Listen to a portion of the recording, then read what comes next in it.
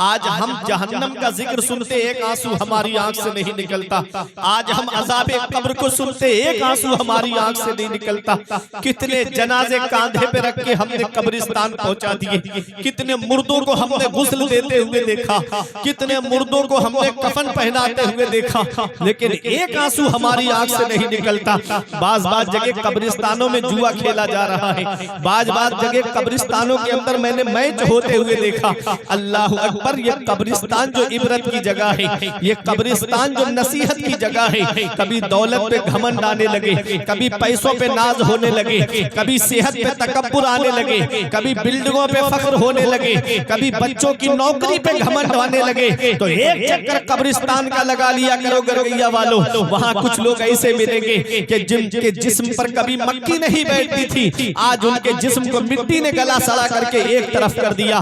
घमंड किस बात पे, तकब्बुर किस बात पे? आशिके रसूल बन के दुनिया से जाओ, गुलामे मुस्तफा बन के दुनिया से जाओ, इस हाल में दुनिया से जाओ कि जब इधर जनाजा उठे तो कोई ये ना कहे कि एक अय्याश का जनाजा जा रहा है, रमजान शरीफ के रोजे छोड़ने वाले का जनाजा जा रहा है, नमाजें छोड़ने वाले का जनाजा जा रहा है। अरे जब दुनिया से जाओ तो इस हाल में दुनिया से जाना कि इमाम साहब खड़े होकर कहे गद्दार मुस्तफा का नहीं, वफादार मुस्तफा का जनाजा जा रहा है, आशिके रसूल का जनाजा जा रहा है। जब इस हाल में दुनिया से जाओगे तो यही कहते हुए जाओगे, ये नाज ये अंदाज हमारे नहीं होते, दामन में अगर टुकड़े तुम्हारे नहीं होते, बेदाम ही बिक जाइए बाजारे नबी में। इस शान के सौदे में खसारे नहीं होते, मिलती ना अगर भीख हुजूर आपके दर से, इस ठाट से मंगतों के गुजारे नहीं। नारे तकबीर,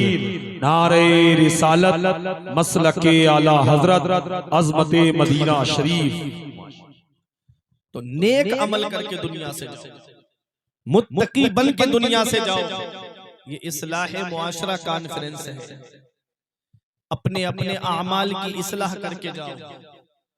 मेरे अजीजों, ये दुनिया चंद दिन की, बड़े बड़े दौलत वाले आए, पैसे वाले आए और चले गए, आज कोई उनका नाम लेने वाला नहीं।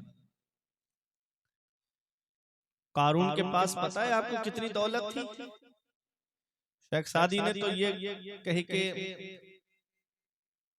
जवाब दे दिया कि कारू हिलाक शुद्ध के चहल खाना गंज दाश्त, नौशेर व ना मुर्द व नामे निकू गुजाश्त। कारून हिलाक हो गया जो 40 घर खजाना रखता था, खजाने के साथ जमीन में उसको धंसा दिया। दौलत हो अदब ना हो तब भी वो दौलत जो है वो किसी काम की नहीं। अदब भी नहीं है आज हमारे अंदर, आज हम अदब से भी बहुत दूर हैं। आदमी ये भूल गया है कि अगर मेरे सामने आलिम है तो मुझे इसके सामने कैसे रहना चाहिए। ये अदब भी आज हमारे मुआशरे के अंदर नहीं पाया जाता। अदब कितना जरूरी है। अदब की वजह से अगर शागिर्द उस्ताज का अदब ना करे तो वो शागिर्द जो है तबाह बर्बाद हो जाता है। मुरीद अपने पीर का अदब ना करे तो वो मुरीद जो है वो कामिल मुरीद नहीं माना जाता है। अदब इतना जरूरी है कि अदब से बुलंद मकाम, बुलंद रुतबा, बुलंद शाने मिल गई। इमाम आजम अबू हनीफा के शागिर्द हैं इमाम जुफर।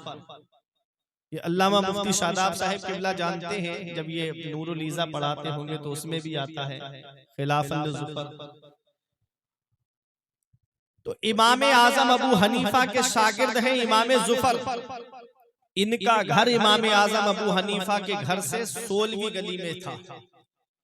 जैसे आप बाहर जाएंगे दिल्ली में, ये काम करने वाले हमारे अजीज हैं कमेटी के नौजवान, तो दिल्ली में नोएडा वगैरह में जाएंगे तो उसमें सेक्टर है, सेक्टर 1, सेक्टर 2, सेक्टर 3, सेक्टर 16।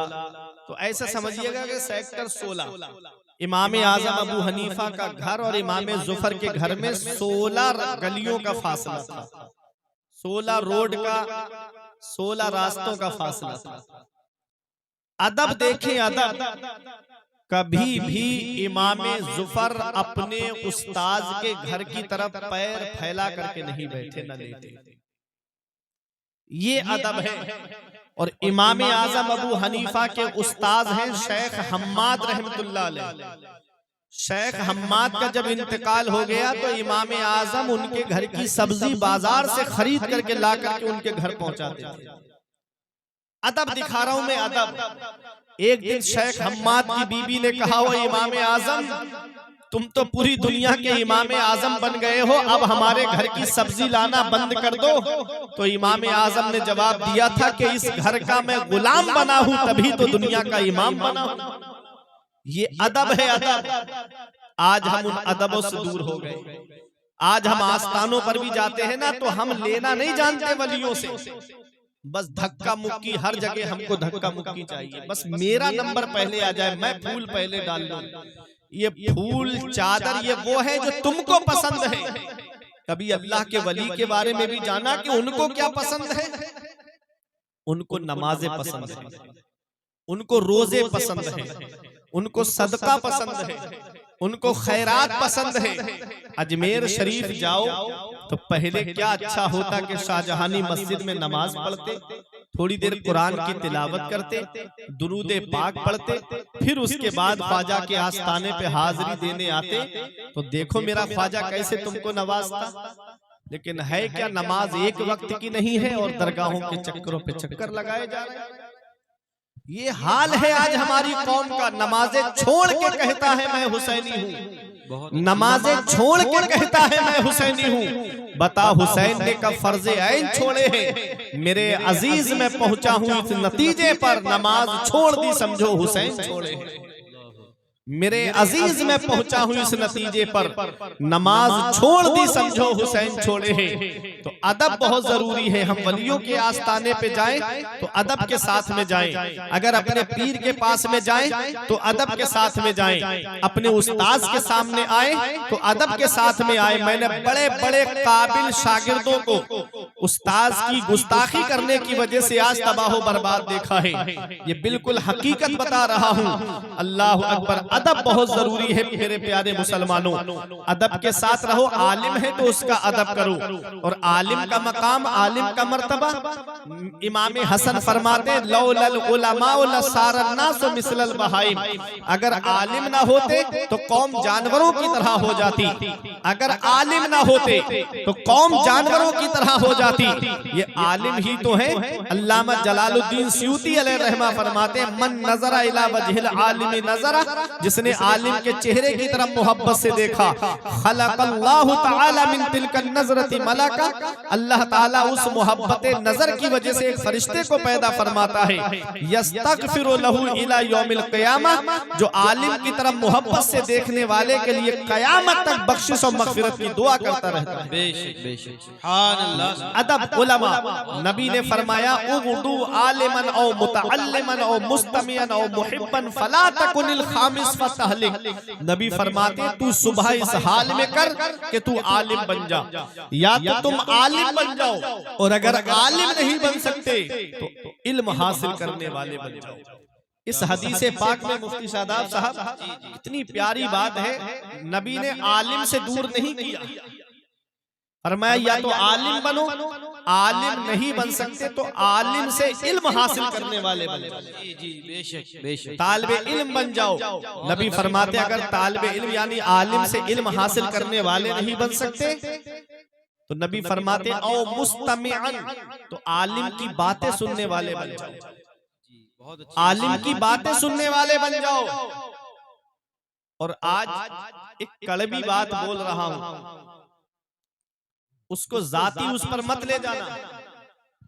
हाल ऐसा हो गया है कि नाते नबी सुनी और अपने घर का रास्ता लिया।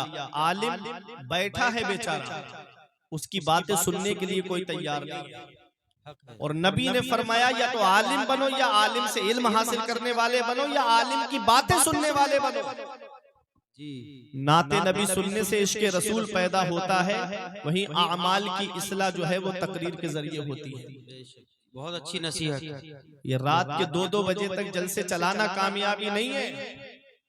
आज जलसों में बहुत पैसा खर्च हो रहा है, सच्ची बात बता रहा हूँ, बहुत पैसा खर्च हो रहा है जलसों में।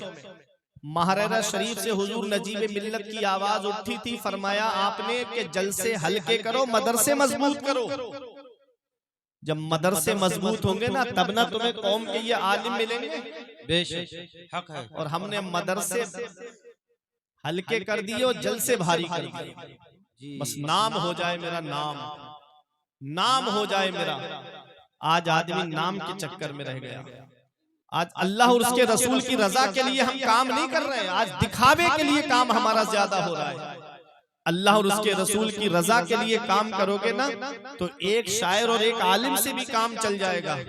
और आप बैठ करके यहाँ पर 12 बजे तक प्रोग्राम चलाइएगा, बिस्तर पे सो जाइए, रातें लंबी हो रही हैं और फजर के वक्त उठ करके अल्लाह की इबादत करिएगा, फजर की नमाज पढ़िएगा, तो आपका जलसा भी कामयाब हो जाएगा, सुनना भी कामयाब हो जाएगा। और अगर आपने रात भर जलसा चलाया, फजर में पड़े सोते रहे, तो ऐसे जलसे से कोई फायदा नहीं।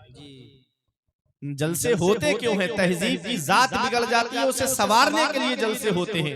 मस्जिद का शिकम नमाजियों की ग़िज़ा से खाली हो जाता है तो नमाजियों की तादाद में इजाफा कराने के लिए जलसे हुआ करते हैं। रमजान शरीफ के रोजों से इक्तिसाब फैज करने के लिए जलसे हुआ करते हैं। ज़कात न देने में कितना बड़ा गुनाह है मालिक निसाब के लिए, तो ज़कात ना देने में कितना बड़ा गुनाह है ये बताने के लिए जलसे हुआ करते हैं। साहिब इस्तिताअत के लिए हज नहीं जा रहा है, ना जाने में कितना बड़ा गुनाह है ये बताने के लिए जलसे हुआ करते हैं। आज जलसों को हंसी मजाक का जरिया समझ लिया गया, आज जलसों को लतीफा गाह समझ लिया गया, आज जलसों को हंसी मजाक और ठट्टे का जरिया समझ लिया गया। ऐ लोगों, कब तक ऐसे ही हंसते रहोगे? कौम तुम्हारे ऊपर रो रही है, दुनिया तुम्हारे ऊपर रो रही है, तुम यूं ही मस्ती में पड़े रहोगे। अफसोस होता है उन आलिमों के ऊपर जो मिंबरे रसूल पे आकर के तुमको लतीफे सुना करके जाते हैं, जो तुमको हंसी मजाक की बातें सुना करके जाते हैं। अल्लाह अकबर, कब तक हंसी मजाक की बातें सुनते रहोगे? अल्लाह कुरान में फरमाता है फलियदहकू कलीलन व यबकू कसीरा, हंसो कम, रो ज्यादा। अल्लाह को रोना पसंद है, अल्लाह को हंसना पसंद नहीं है। आज हंसी ज्यादा हो रही है, मजाक ज्यादा हो रहा है और जलसों को मजाक बना करके रख दिया गया। 1-1 लाख रुपया खर्च होता है, कौम का हाल वही है। सुबह को गलियों में गालियां बकते फिरते हैं, मस्जिद में नमाज हो रही है, वो रोड पे खड़े चाय पी रहे हैं, हाल कौम वही की वही रह गई। लाखों रुपये जलसों में खर्च हो गए। वजह उसकी यही है कि जिम्मेदार आलिमों को न बुलाया जाता है और न जलसों को सलीके से चलाया जाता है। काश आलिमों की बातें सुनाने के लिए अगर आलिम को पहले बिठा दिया जाए तो कौम तक एक अच्छी बातें पहुंच जाएं। अरे इतने बड़े जलसे में अगर 10 लोग भी अमल कर लेंगे तो कमेटी वालों का जलसा कराना कामयाब हो जाएगा और आप लोगों का यहाँ पर आना कामयाब हो जाएगा और हमारा यहाँ पर बयान करना कामयाब हो जाएगा। नारे तकबीर, नारे रिसालत, नारे गौसियत, मसलके